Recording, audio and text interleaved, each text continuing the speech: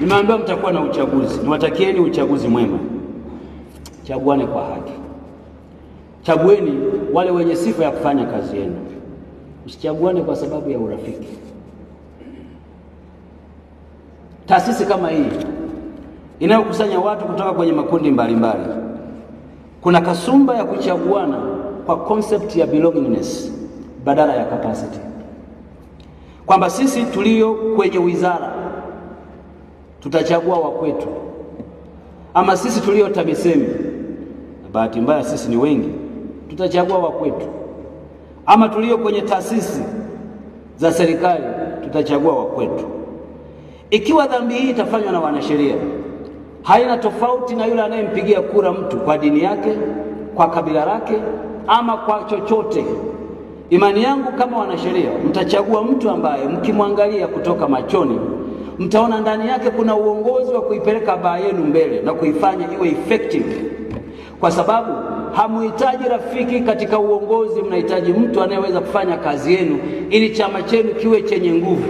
Ifike wakati chama chenu kiheshimike na kuaminika, na ifike wakati maamuzi ya serikali yoyote kabla hajafanyika muwe na influence ya kufanya hayo maamuzi, muwe na input yenu. Mkipata kiongozi wa namna hiyo, mtakijenga chama chenu kitakuwa imara zaidi.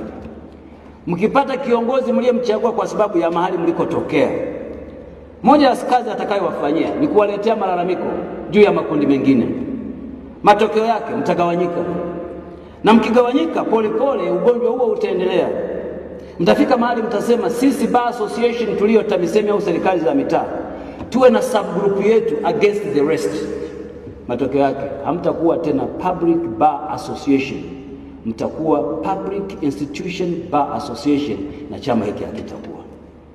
Nendeni mkatetee serikali wakati wote, mkatende haki, ionekane haki inatoka mikononi mwenu. Kama alivyosema msemaji mmoja aliyetangulia, ifanyeni haki kuwa rafiki yenu, ni asio rafiki wa mtu bali rafiki wa haki. Kila anayetoka mbele yenu atoke na tabasamu kuwa haki nimeiona ikitendeka. Yule atakayekosa haki atoke ameridhika kuwa hakustahili, na yule atakayeadhibiwa adhibiwe moyoni mwake akijuta ya kuwa alikosea. Usiwafanye watu wakatakapotoka watoke na manunguniko mbele yenu kwa sababu tu wanaamini katika mazingira ya aina fulani kuna haki imepindishwa. Ninyi mkawe upande wa haki wakati wote, na mkutano huu mtumie wakati wote kukumbushana wajibu wenu huu. Ni ushauri wa mgeni rasmi kwenye tukio la chama kikubwa kwa maaskari wa Karama.